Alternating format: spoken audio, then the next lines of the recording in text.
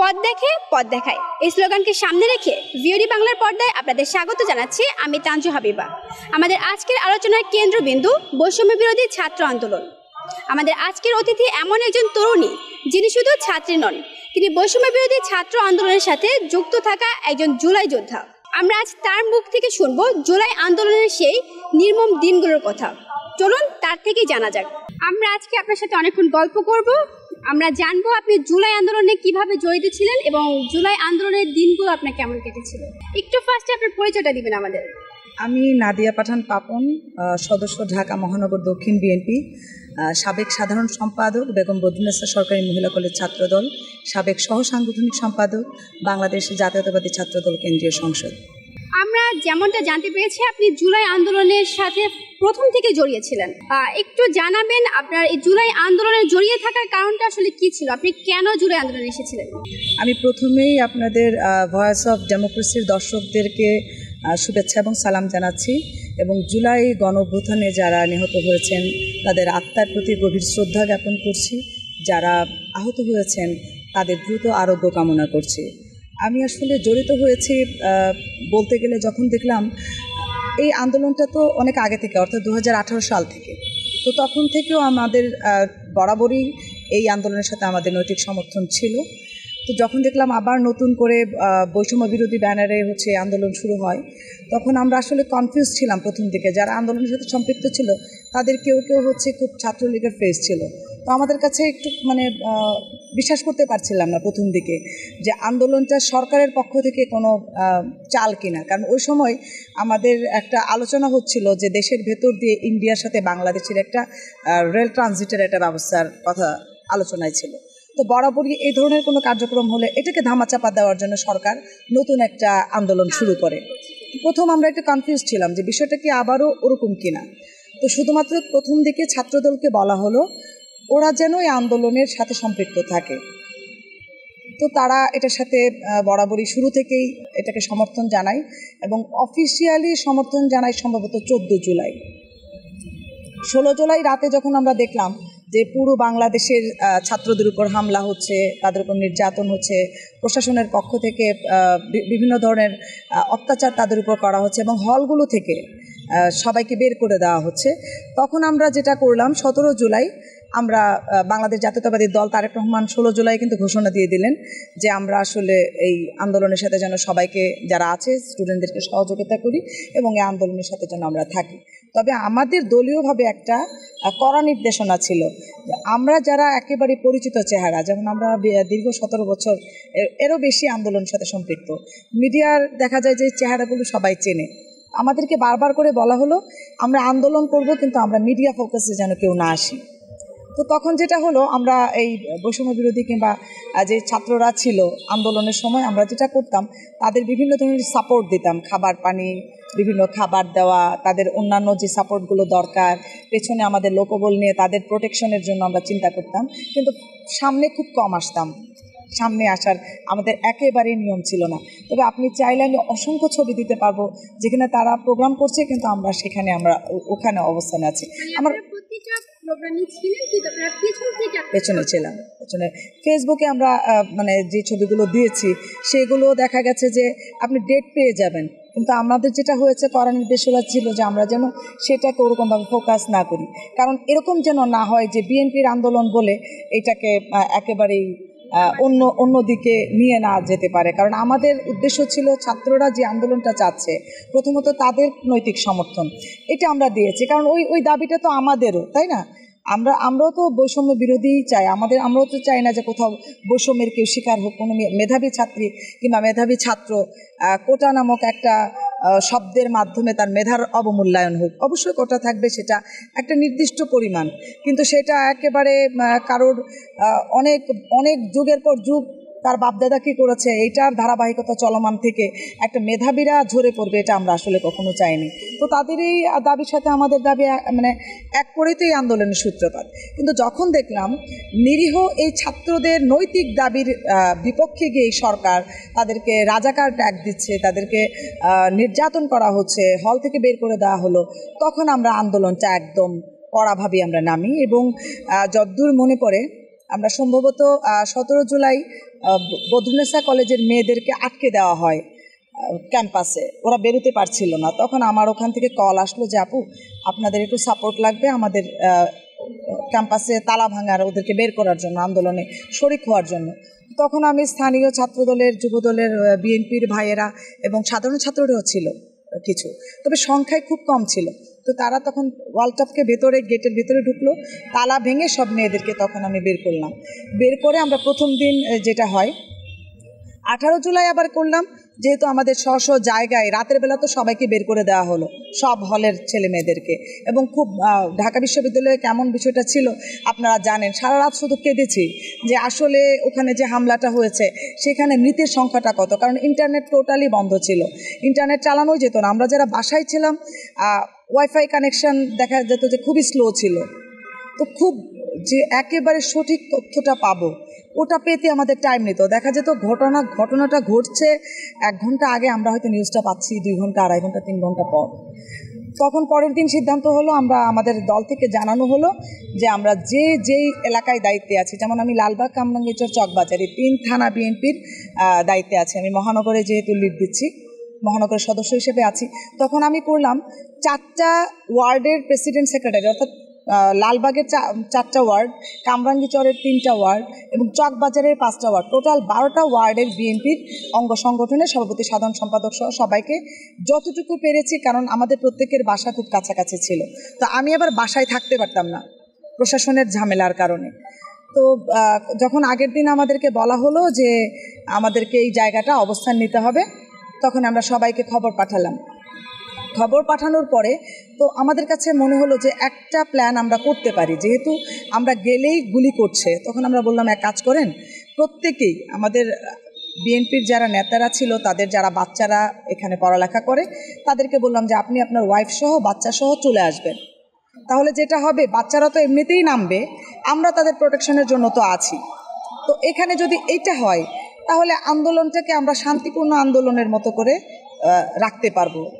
আমরাও তো চাই না যে প্রশাসনের মারমুখী হয়ে কোনো বাচ্চা নিহত হোক, আহত হোক। তো তখন সবাই এটা করলো এবং আমরা প্রথম বসলাম ভিকারুন্নেসা নূন স্কুলের সামনে। দেখলাম যে প্রশাসনের লোকজন আমাদের ভিকারুন্নেসা নূনের দিকে আসছে, যেহেতু 4 রাস্তার মোড়, কোনো একটা রাস্তা যদি ওরা দখলে নেয় তখন আমরা বেরোতে পারবো না। তখন আমি করলাম কি, যেহেতু ওখানে সিনিয়র ছিলাম আমি নেতৃত্বের জায়গা থেকে, আমি তখন মিছিল নিয়ে সবাইকে নিয়ে 4 রাস্তার মোড়ে বসে গেলাম। বসে যেটা করলাম, প্রত্যেক ওয়ার্ড ভাগ করে দিলাম যে আপনারা 4টা জোনে এই ওয়ার্ডের লোকজন এই মানে রাস্তার ওপারে আসতে পারবেন না। কারণ ওই সময় যেটা হচ্ছিল, সরকারের পক্ষ থেকে ড্রোন দিয়ে দেখছিল আমাদের এখানে লোকজন কেমন, র্যাবের গাড়ি আসছে, আপনার বিজিবির গাড়ি আসছে। আমাদের লোকবল যখন দেখছে যে এত বেড়ে গেছে, স্টুডেন্টরাও আছে, তখন ওরা আমাদের উপর হামলা করতে পারছিল না। পাশাপাশি হাজি সেলিমের 3 গাড়ি লোক তখন অস্ত্রসহ আমাদের এদিকে হামলা করার জন্য আসবে। তখন আমরা চিন্তা করলাম, আমরা ব্যাপক প্রস্তুতি রাখলাম যে যদি এরকম কিছু হয় তাহলে আমরা পাল্টা অ্যাকশনে যাব। এর মধ্যে করলো কি, যেহেতু ওখানে আজিমপুর গোরস্থানটা কাছে, হাজি সেলিমের ওখান থেকে একটা প্ল্যান করা হলো যে ওরা লাশের গাড়ির সাথে অস্ত্রসহ ঢুকে যাবে। এই খবর পাওয়ার সাথে সাথে আমরা যেটা করলাম, প্রথম একটা লাশের গাড়ি এসেছে, আমরা তখন বললাম যে প্রত্যেকটা গাড়ি আমরা চেক করব, চেক করে তারপরে ঢোকাবো। কারণ লাশের গাড়ির মধ্যে যদি লাশ না থেকে অস্ত্র থাকে, আমাদের ছেলেপেলেদের উপর হামলা করে, এটার তো নিরাপত্তা তো আমরা তখন ওইভাবে দিতে পারবো না, এটা তো গুপ্ত হামলার মতো হয়ে যাবে। তখন আমরা ভাগ করে দিলাম, যেই জোন দিয়েই গাড়ি ঢুকবে, লাশ তো দাফন করবে, কিন্তু আমাদের এটা চেক করে আমরা করবো, এবং দাফন করার সাথে সাথে বেশিক্ষণ ওরা গাড়ি নিয়ে স্টে করতে পারবে না। যখন ওরা দেখলো যে আমরা পুরোটা আমাদের নিয়ন্ত্রণে রেখেছি, ওরা ওখানে কিছু করতে পারছে না, তো আমরা অপেক্ষা করছিলাম যে বৈষম্য বিরোধী ছাত্র আন্দোলনের ওদের একটা ঘোষণা আসবে। ঘোষণায় কি আসে, সেদিন কিন্তু আপনারা জানেন যে তারা মোটামুটি সরকারের পক্ষ থেকে বলল যে তাদের দাবি দাওয়া পূরণ করে মেনে নেওয়া হয়েছে, এবং তারাও একটা ঘোষণা দিল যে তারা সরকারের সাথে একাত্মতা ঘোষণা করছে, এরকম। তখন আমরা করলাম কি, যে না, এটা তো এরকম হবে না, এতগুলো মানুষ এর আগের রাতে মেরে ফেলা হয়েছে, এত হামলা হয়েছে, এটা কি শুধু একটা সমঝোতার মাধ্যমে সেটা শেষ হতে পারে না। তখন আমরা ওখান থেকে স্লোগান দিলাম, তুমি কে আমি কে, সমন্বয়ক সমন্বয়ক। এবং আমরা দেখলাম যে সব জায়গা থেকে কিন্তু একই বিষয় হচ্ছিল, তুমি কে আমি কে, সমন্বয়ক। অর্থাৎ আমরা যখন দেখলাম যে সমন্বয়কদেরকে প্রথম তুলে নিয়ে যাওয়া হলো, তারপরে ওরা আবার সব কিছু মেনে নিল, তখন আমাদের মাথায় একটা কাজ করলো যে কোনো সময় আন্দোলনটা অন্যদিকে মোড় নিতে পারে, যে কোনো সময় আন্দোলনটা থেমে যেতে পারে, যে কোনো সময় এই যে এত বড় একটা মানে সরকারের পক্ষ থেকে এতগুলো হামলা হলো, নিহত হলো, এটা ধামাচাপা পড়ে যেতে পারে পূর্বের মতো, এটা করতে দেওয়া যাবে না। তখন ওখান থেকেই আমাদের এই ঘোষণা দিয়ে মোটামুটি আমাদের দল থেকে বলা হলো যে এটা এক দফার দিকে যাবে। আমরা সবাই ওই জায়গায় থাকা অবস্থায় তখন ত্রিমুখী হামলা হলো আমাদের ছেলেপেলেদের উপরে, এবং সেদিন আমাদের ওখান থেকে একটা ছেলে মারা গেল লালবাগে। ওখানে একটা ছেলে নিহত হলো, ওকে হচ্ছে পুলিশের গুলিতে মারা যায়। তো আমরা রাতের বেলা আমার খবর আসলো কোনোভাবে যেন আমি এই এলাকায় না থাকি, কারণ রাতের মধ্যে তখন আমাদের পরের দিন কর্মসূচি দিল বিএনপি 19শে জুলাই, অর্থাৎ আমি বৃহস্পতিবারের ঘটনার কথা বলছি। বৃহস্পতিবারের প্রোগ্রাম আমরা সাকসেস করার পর আমাদের রাতের বেলা নিউজ পেলাম যে শুক্রবার দিন বাইতুল মোকাররম থেকে আমাদের মিছিল শুরু হবে। তো আমরা যথারীতি রেডি হলাম, প্রোগ্রামে যাব। আমরা যখন হাইকোর্টের দিকে আসলাম, এর মধ্যেই আমাদের রিজভী ভাইকে গ্রেপ্তার করে ফেলা হলো। আমরা একটু এগিয়ে গেলাম বাইতুল মোকাররমের দিকে, ওখানে দেখলাম হেলিকপ্টার দিয়ে গুলি ছুটছে। গেলাম হচ্ছে ধরেন ওটা তো আসলে তখন দিক নির্দেশনা থাকে না যে আমরা আসলে কোন দিকে যাব, সিচুয়েশান আমাদেরকে যেদিকে নিয়ে যায় সেদিকে। আমরা ধরেন ওই জায়গা থেকে যখন গুলি ছুটছে সচিবালয়ের ওই যে সামনের রাস্তাটা, তখন ওখান থেকে আমরা আবার চলে গেলাম আপনার হচ্ছে এই বাইতুল মোকাররমের ওই জায়গা থেকে আপনার জিপিওর সামনে, জিপিও থেকে আমরা আসলাম সচিবালয়ের রাস্তার দিকে। ওখানে আসার পর আমাদেরকে আর যেতে দিচ্ছে না, আপনার হচ্ছে হাইকোর্টের ওই জায়গা থেকে গুলি করছে, প্রেস ক্লাবের এখান থেকে গুলি করছে। মাঝখানে একটা চিপা গলি ছিল আপনার রিপোর্টার্স ইউনিটির ভেতরে যাওয়ার, সেটা হচ্ছে আপনার সামনে দুটা গলি আছে মেট্রো রেলের নিচে। আমরা করলাম কি, প্রেস ক্লাবের ওই গলি দিয়ে রাস্তা পার হয়ে ওই গলির ভেতরে ঢুকলাম, ওখান থেকেও গুলি ছুটছে। তখন আমরা গিয়ে দেখলাম ওখানে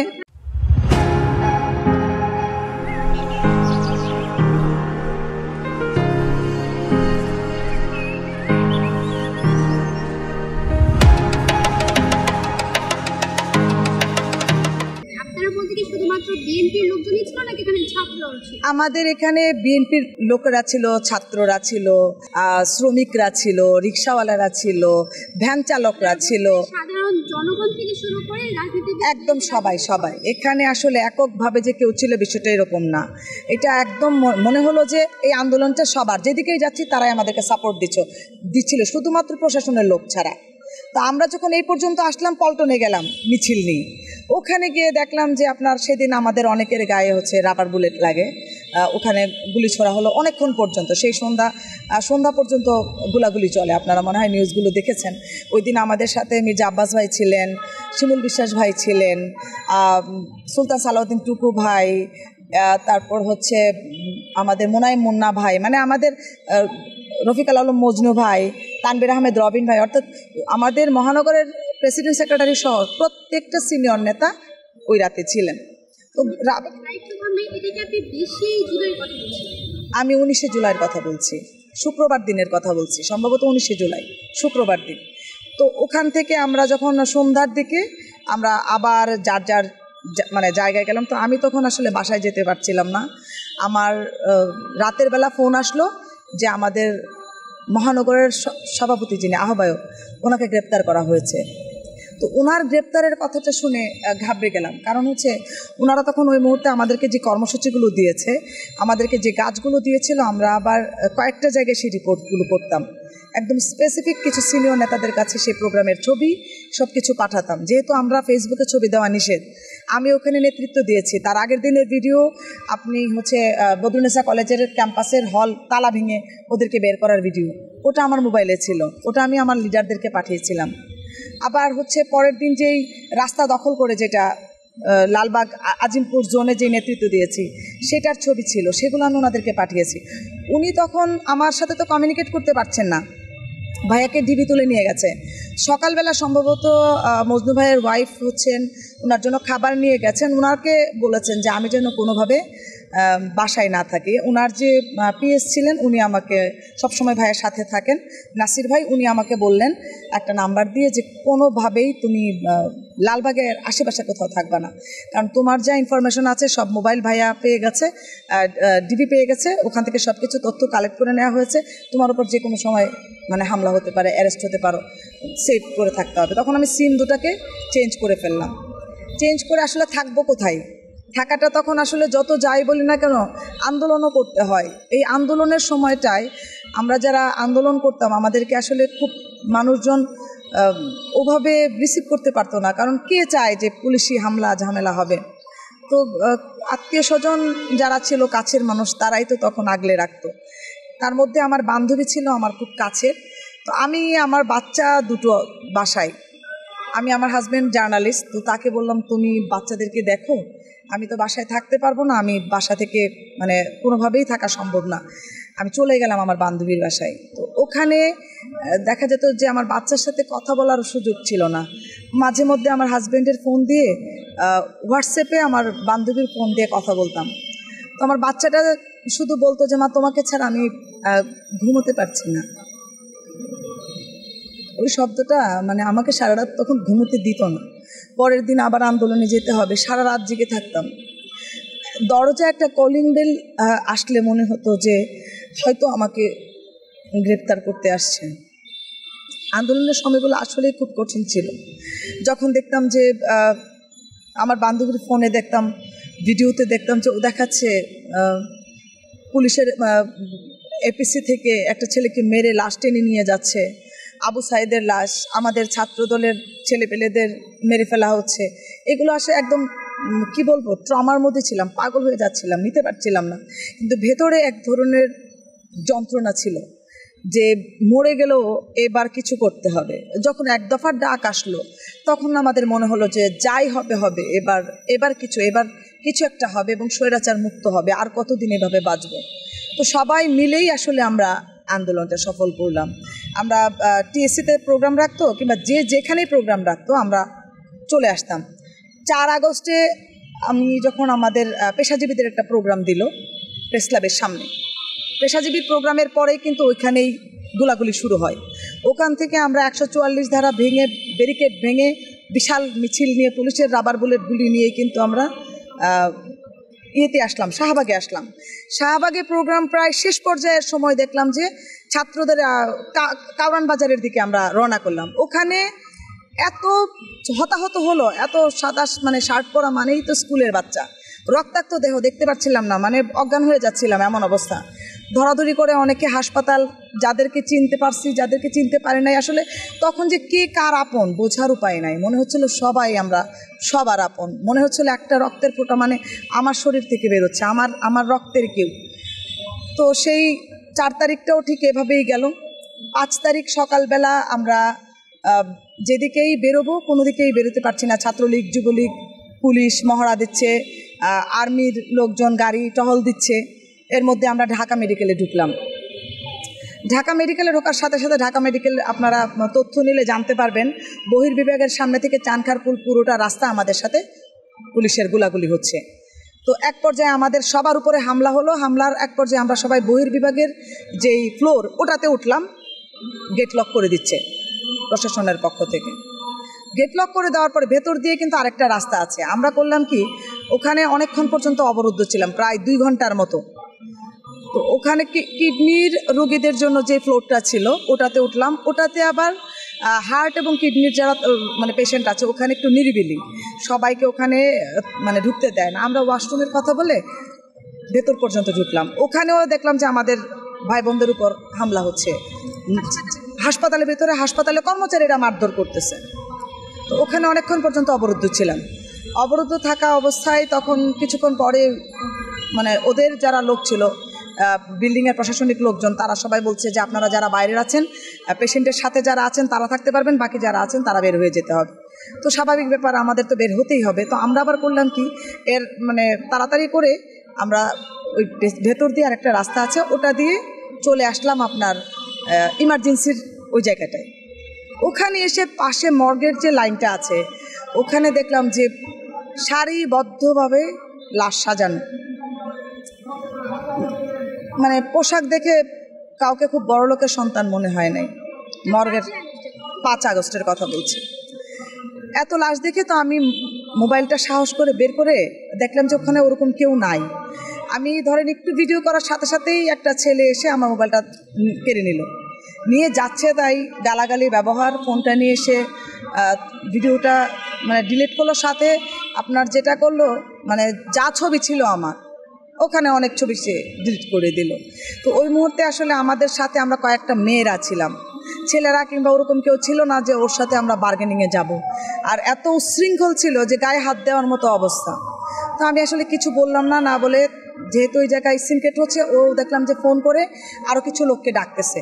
তো আমি তখন ওর হাত থেকে মোবাইলটা নিয়ে বললাম যে ভাই, আপনি তো ছবি ডিলিট করে দিছেন, আমার মোবাইলটা দিয়ে দেন। তো এই কথা বলে আমি বাকি যে মেয়েরা ছিল, ওরা আমাদের ছাত্রদলের ছোটো বোন ছিল, আবার এখানে অনেক মহিলারাও ছিল, আমি যাদেরকে আসলে চিনি না। তার মানে বুঝে নিলাম ওখানে সাধারণ মহিলারাও ছিল। আমরা তখন বের হয়ে আবার ধরেন বের হলাম, রিক্সা একদম এখান থেকে বের হওয়ার একটাই হচ্ছে, মিডিয়া কাভার করছে, প্রশাসনের লোক আছে, রিক্সায় উঠে চলে যেতে হবে, আপনি কোথাও দাঁড়াতে পারবেন না। তখন একটা রিক্সায় বললাম যে ঠিক আছে, আমরা এক রিক্সার মধ্যে 3 জন উঠলাম।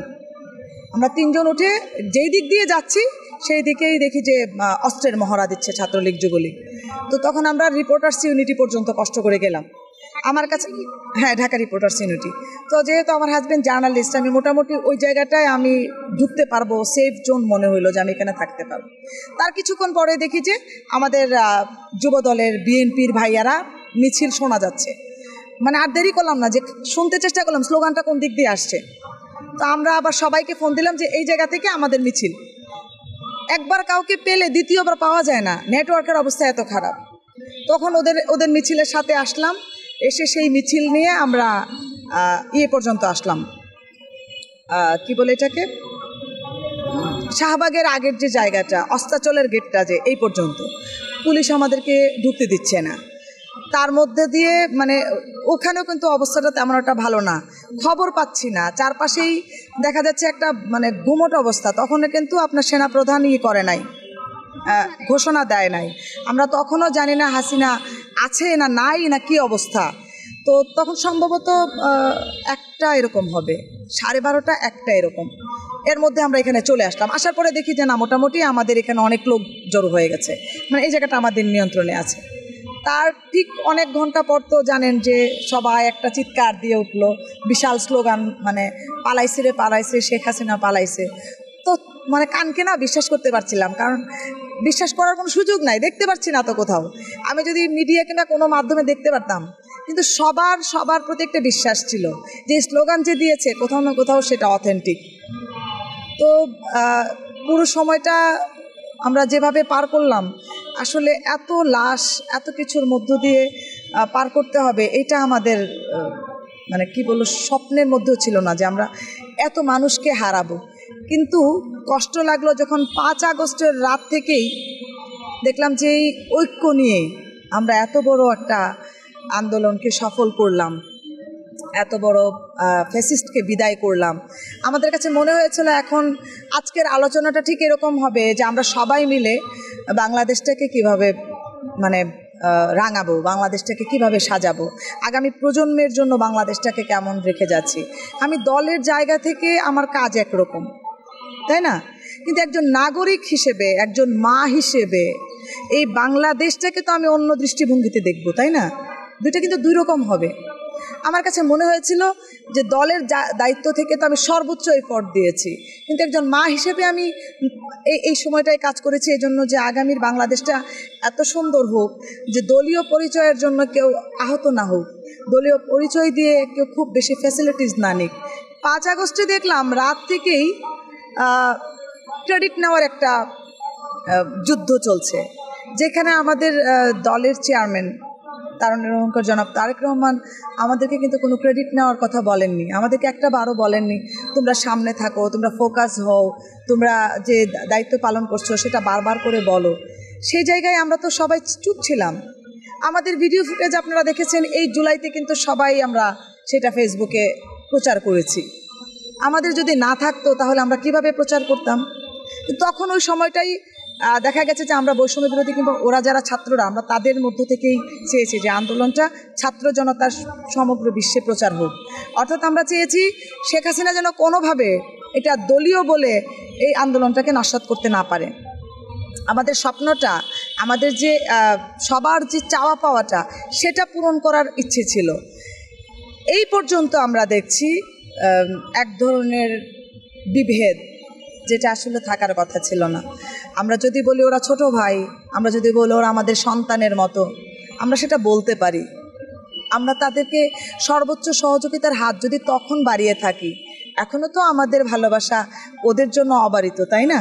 আমরা তো এখনও চাই ওরা সুন্দরভাবে বাংলাদেশটা গড়ুক, কিন্তু এভাবে না। ছাত্রদল কিছুই করেনি, এনসিপি কিছুই করেনি, ছাত্র শিবির এককভাবে করেছে, কিংবা বৈষম্য বিরোধী এককভাবে এরকম চাইনি। আমরা চেয়েছি সবাই মিলে, যেহেতু আন্দোলনটা গণ অভ্যুত্থানে রূপ নিয়েছে। গণ অভ্যুত্থান তখনই হয় যখন এটা সব পর্যায় থেকে সবাই নেমে আসে, যেটা এরশাদ বিরোধী আন্দোলনে হয়েছিল, এটা এবার হয়েছে, এটা 11-তে হয়েছে, তাই কি না? তাহলে আমরা তো চেয়েছিলাম যে সুন্দর বাংলাদেশ সবাই মিলে গড়বে।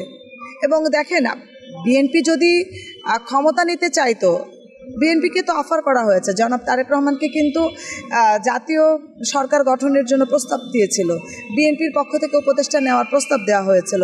আমরা সেটা প্রত্যাখ্যান করেছি।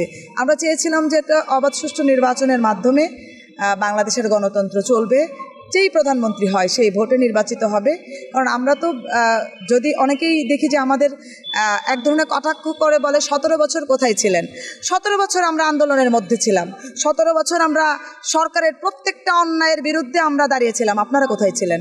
আপনারা যদি তখন একবার করে দাঁড়াতেন, তাহলে এই এতগুলো শিশু, এতগুলো ছাত্রের মৃত্যু হতো না, এতগুলো লাশের বিনিময়ে আমাদের স্বাধীনতা, আজকে এই যে বাংলাদেশ স্বাধীন হয়েছে বলি আমরা, এটা করতে হতো না। আমরা আমাদের জায়গা থেকে বরাবর দায়িত্ব পালন করেছি। আপনারা কি করেছেন? আপনারা নৈতিক সমর্থন বরাবর তাদেরকে দিয়ে গেছেন। দিয়ে যাওয়ার কারণে কিন্তু 17 বছর টিকেছে, না হলে 17 বছর টিকতে পারতো না। আমাদের জায়গাটায় আমরা স্পষ্ট। একটু জানাবেন, এই জুলাই আন্দোলনে আপনি আহত হয়েছেন কিনা, বা কোথায় আঘাত পেয়েছেন, কিভাবে আঘাত পেয়েছেন? জুলাই আন্দোলনে 19শে জুলাই যেদিন আমাদের উপর গুলি করা হয়, রাবার বুলেট, স্প্রিন্টার, তো সেদিন হচ্ছে আমরা আমাদের কয়েকজনেরই মানে আহত হয়েছি, মেয়েরা। স্প্রিন্টার লাগে আমাদের। একটা ভাইয়া ওই সময় একদম কপালের এই অংশটা, এই জায়গাটা একদম ফেটে রক্তাক্ত হয়ে যায়।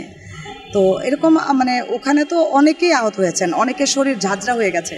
ধরেন যারা সামনে একদম থাকে, যেটা হয়, তো যখন রাবার বুলেট কিংবা স্প্রিন্টার ছোড়া হয়, তখন তো অনেকগুলো, আপনি মনে হয় দেখেছেন, মানে প্রথম যখন লাগে তখন আমি বুঝতে পারছিলাম না, যে মনে হচ্ছিল কিছুটা ঠান্ডা কিছু একটা লাগলো, তারপর দেখি যে জ্বলছে, এরপর দেখলাম যে ব্যথা করছে। তো আমার এটা তো আসলে আমাদের এটা নতুন কিছু না। টিয়ার সেলের যে মানে টিয়ার গ্যাসটা যেটা, এটা তো আমাদের দীর্ঘ বছরের অভিজ্ঞতা। হ্যাঁ, আমরা যে বিরোধী দলে যখন ছিলাম, কিছু হলেই দেখা যেত পল্টনে আপনার কি হতো জানি না, হঠাৎ করে পুলিশের টিয়ার গ্যাস মারতো। তখন শুরুর দিকে 13-14 দিকে আমরা টিয়ার গ্যাসটা খুব ইজিলি মানে এটার সাথে ফেস করতে পেরেছি, তেমন কষ্ট মনে হয় নাই। বাট 2018-র পর থেকে যে টিয়ার গ্যাসটা মারা হতো, ওখানে আমরা 30 সেকেন্ড, 1 মিনিট, 1.5 মিনিট টিকতে পারতাম না, দম বন্ধ হয়ে আসতো। আমার হচ্ছে আপনার শ্বাসকষ্টের প্রবলেম আছে। তো মানে 7 ডিসেম্বর যখন পার্টি অফিসের সামনে হামলা হয়, পুলিশের লাঠিচার্জ হয়, এটা হচ্ছে 2023 সালে। আমাদের প্রোগ্রাম করার কথা ছিল, আপনি মনে হয় জানেন কি না, 10 ডিসেম্বর প্রোগ্রাম করার কথা ছিল পার্টি অফিসের সামনে, কিন্তু 7 ডিসেম্বরই আমাদের পল্টনে একটা বিরাট বড় ঝামেলা হয়। পুলিশের পক্ষ থেকে ওই 10 তারিখের প্রোগ্রামটা যেন নষ্ট করা যায়, সেটার জন্য তারা প্রি প্ল্যান হিসেবে 7 তারিখে আমাদের নেতাকর্মীদের উপর হামলা চালায়। ওখানে আমাদের 2 জন দলীয় নেতা নিহত হন, অনেকে আহত হন, এবং আমাদের সিনিয়র সব নেতৃবৃন্দ গ্রেপ্তার হয়, অনেক নেতৃবৃন্দ গ্রেপ্তার করা হয়। এবং সেই প্রোগ্রামটা 10 তারিখে আমরা গোলাপবাগ মাঠে সেই প্রোগ্রামটা করি। তো সেই দিন আমার টিয়ার গ্যাসে আমার মনে হচ্ছিল যে আমি তো মারা যাচ্ছি, কিন্তু আমার লাশটা নিরাপদে বাসায় যাবে কিনা। মানে খুব খারাপ অবস্থা ছিল। আমার সাথে একজন ছিল দলীয় ভাই, 25 নম্বর ওয়ার্ডের তিনি সভাপতি, ওনার চোখে গুলি লাগে। আরেকটা ভাইয়া ছিল, ওনার একদম এখনও চোখের অবস্থা খারাপ, ট্রিটমেন্ট চলছে, উনি ওই চোখে কিছুই দেখেন না। তো অনেকেই আহত হয়েছেন। জুলাই আন্দোলনে পল্টন, আমরা কাকরাইল মোড়টা, যে পল্টনের যে কাকরাইল মোড়ের যে রাস্তাটা আছে সেই জায়গাটায় আমরা ছিলাম। ওই জায়গাটাই বেসিকলি গুলি লাগে। আর টিয়ার গ্যাসও আমরা যেই জায়গা থেকে যাচ্ছি এটা কমন, এটা আমরা ওভাবেই যেখানে কাগজ পাচ্ছি জ্বালাচ্ছি। তারপর হচ্ছে আপনার কাঠের টুকরা যেখানে যা পেয়েছি, কিছু তো করার নাই।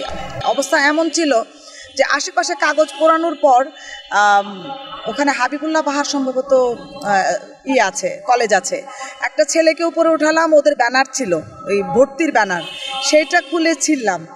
আর ওরা হাসপাতাল ছিল, আর ওরা হাসপাতালের ওখানে একটা ব্যানার ছিল, ওরা দিচ্ছিল না। তো পরে আমি বিশেষ করে খুব রাগ হলাম যে ভাই এখন যদি না দেন আমি কিন্তু জোর করে এসে ভেঙে এই জায়গা থেকে এটা নিয়ে যাব, কারণ আমাদের জীবনের নিরাপত্তাটা আগে দরকার। এই আন্দোলনটা আমরা কিসের জন্য করছি। পরে ওখান থেকে ওনারা ওদের যে হাসপাতালের যে ব্যানারটা ছিল সেটা দিল। বিভিন্ন বছরের পর বছর যে পোস্টারগুলো লাগানো থাকে সেই পোস্টারগুলোকে ছিঁড়ে ওখানে দিয়েছি, টায়ার দিয়েছি, মানে যা পেয়েছি, কাগজ লাঠি যা পেয়েছি। আগুন দিলে তো ধরেন আমরা কিছুক্ষণ ওখানে টিকতে পারি, কিন্তু আগুন না থাকলে তো টিয়ার গ্যাসে এখানে থাকা অসম্ভব। আপনি পানি দিবেন তো মরবেন, পুরো শরীর যন্ত্রণা করবে। নাদিয়া আপু, আপনাকে অনেক অনেক ধন্যবাদ আমাদের এতক্ষণ সময় দেওয়ার জন্য, আমাদের সাথে থাকার জন্য। আপনি দর্শকদের উদ্দেশ্যে কিছু বলতে চান? ভিওডি বাংলার দর্শকদেরকে ধন্যবাদ জানাচ্ছি আপনার মাধ্যমে, এবং আপনাকেও ধন্যবাদ জানাচ্ছি আমাকে জুলাই সম্পর্কে কিছু বলতে দেওয়ার জন্য। ধন্যবাদ। দর্শক, এই ছিল আমাদের আজকের আলোচনা। এতক্ষণ আমাদের সঙ্গে থাকার জন্য আপনাদের ধন্যবাদ জানাচ্ছি। দেখা হবে পরবর্তী পর্বে অন্য কোনো অতিথি নিয়ে। ততক্ষণ ভালো থাকবেন, সুস্থ থাকবেন, ভিওডি বাংলার সাথেই থাকবেন। আল্লাহ হাফেজ।